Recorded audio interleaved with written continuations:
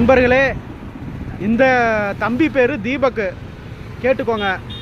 இந்த தம்பி வந்து நம்ம தமிழ்நாட்டு அரசியலை பற்றி எந்த அளவுக்கு புரிஞ்சு வச்சுருக்காருன்னு நம்ம தெரிஞ்சுக்கணும். ரெண்டாவது, தம்பி வந்து 10வது படிக்கிறாப்புல. ஆனால் பார்த்தா 7வதோ 8வதோ இருக்கிற மாதிரி படிக்கிற மாதிரி இருக்கார்.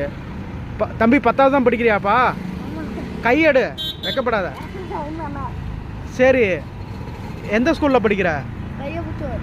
பெரியபுத்தூர். சரி, உன் பேர் என்ன? தீபக். சரி, உனக்கு யாரை பிடிக்கும்? சத்தமா சத்தமா விஜய். சரி, ஏன் விஜய் பிடிக்கும்?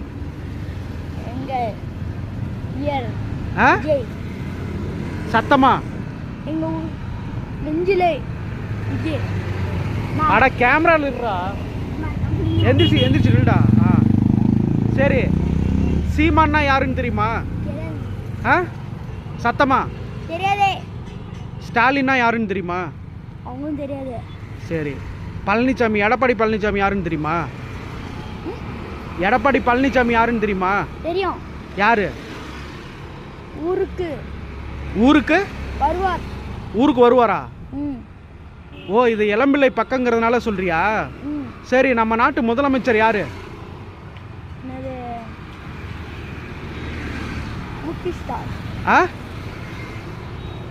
சத்தமா தெரியாது. அட, நம்ம நாட்டு சிஎம் யாரா?